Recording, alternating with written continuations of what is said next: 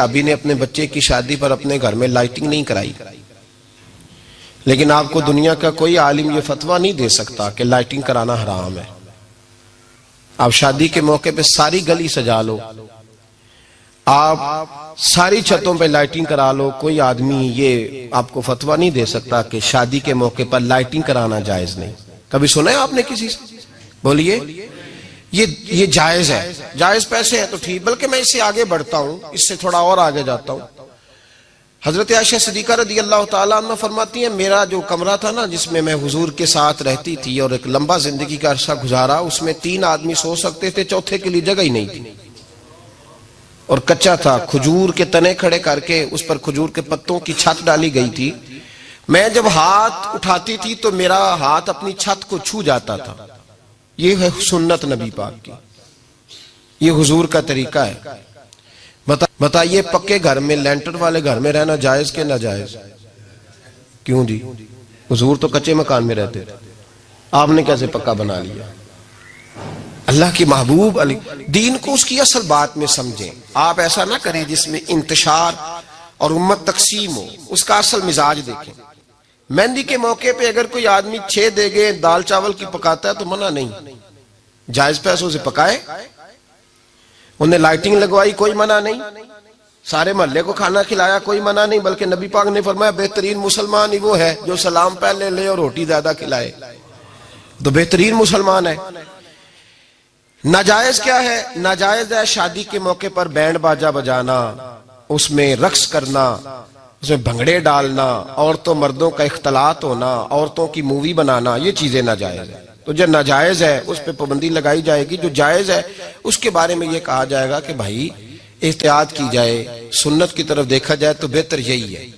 لیکن اگر کوئی کسی آدمی کے پاس جائز پیسے ہوں، وہ 100 کنال کے گھر میں رہے، اگرچہ سنت یہ نہیں، پر یہ تو کوئی فتویٰ نہیں نہ دے سکتا کہ حرام ہے تیرا 100 کنال کے گھر میں رہنا، کہ ہے فتویٰ کہیں آپ نے سنا؟ تو ہمارے ہاں تکلیف کا معاملہ یہ ہے۔ دیکھیں میرے بھائی، کسی بھی صحابی نے، بڑے درد کے ساتھ بات کر رہا ہوں اور یہ میرا درد ہے، میں درد سے اپنے دل کو، اپنے ایمان کو حاضر ناظر کہہ کے بات کر رہا ہوں۔ امت بٹ جاتی ہے ہر موقع پہ یار، ہر جگہ ہی تقسیم ہو رہی ہے امت مسلمہ، ہر روز کچھ نہ کچھ فتوے ایسے مل جاتے ہیں جس میں دراڑیں پڑتی ہیں۔ کسی صحابی نے کسی مسجد کے اندر اشتہار چھپوا کے، اعلان کرا کے درس قرآن کرایا ہے کبھی؟ سیرت النبی کا جلسہ، ختم بخاری، مدرسے کا دستار فضیلت کا جلسہ، آپ نے اشتہار پڑھے ہیں نا یہ سارے مکاتب فکر کے، ہوتے ہیں کہ نہیں ہوتے؟ کسی صحابی نے اس طرح، وہ تو روز درس قرآن دیتے تھے، لیکن اس طرح اشتہار چھپوا کے، پوسٹر لگا کے، اور مصر سے کسی صحابی کو اسپیشل بلوا کے یا یمن سے بلوا کے مسجد کے اندر کبھی درس قرآن کے اجتماعات کرائے، سیرت النبی کے جلسے، ختم بخاری کے؟ او بھائی یہ ساری چیزیں حضور کے صحابہ کی سنت سے مروجہ انداز میں ثابت نہیں۔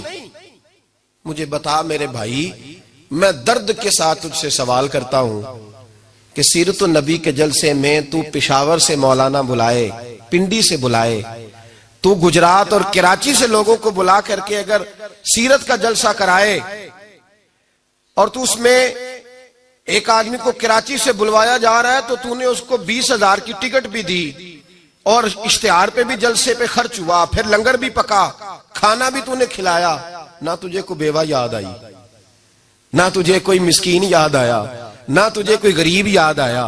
حالانکہ کہنا چاہیے تھا نا یہ جو ₹1,00,000 لگ رہا ہے کسی بیوہ کی خدمت کر دینی چاہیے، یتیم کو دے دینا چاہیے۔ درد کے ساتھ بات کر، سوال میرا یہ ہے کہ وہی کام جو سیرت کے جلسے میں ہوتے ہیں، پہلے تلاوت ہوتی ہے، پھر نعت ہوتی ہے، پھر کسی عالم کا بیان ہوتا ہے، وہی کام صرف نام بدل کے کیا جائے، عید میلاد النبی نام رکھا جائے صلی اللہ علیہ وسلم۔ یہ میں آپ کے ذہنوں پہ دستک دے رہا ہوں، تقریر نہیں کر رہا، صرف دستک دے رہا۔ او بھائی دیکھو، ایک آدمی وہی کام نام بدل کے کرے تو جائز ہے، اور اگر اس میں نبی پاک کے میلاد کا نام رکھ لیا جائے یا نعت کا نام رکھ لیا جائے تو پھر مجھے اجازت دے میں تجھ سے سوال کروں کہ صرف تجھے حضور کی تعریف پوری لگتی ہے؟ پھر مجھے اجازت دے کہ میں تجھ سے پوچھوں کہ صرف تجھے نعت اچھی نہیں لگتی؟ پھر مجھے اجازت دے کہ میں تجھ سے پوچھوں کہ تجھے صرف رسول اللہ کے قصیدے اچھے نہیں لگتے؟ دے مجھے اجازت کہ میں تجھ سے سوال کروں کہ جہاں ذکر رسول کی بات آئے وہاں تو پریشان کیوں ہوتا ہے؟ تجھے پتہ ہی نہیں یہ تو وہ ذکر ہے کہ رب فرماتا ہے تم بیان کرو نہ کرو وَرَفَعْنَا لَكَ ذِكْرَكَ، محبوب میں نے خود تیرے چرچے ساری دنیا میں بلند فرما دیے۔ اور نبی پاک نے پوچھا حضرت جبریل سے کہ چل جبریل تو بتا میری امت کو پتہ چلے رب نے میرا ذکر کیسے بلند کیا ہے۔ تو جناب جبریل کہنے لگے محبوبہ رب فرماتا ہے میرے نبی سے کہہ دے جہاں جہاں تیرے رب کا ذکر ہوگا وہاں وہاں تیرا بھی ذکر ہوتا رہے گا۔ یہ تو محتاج ہی نہیں کسی کا۔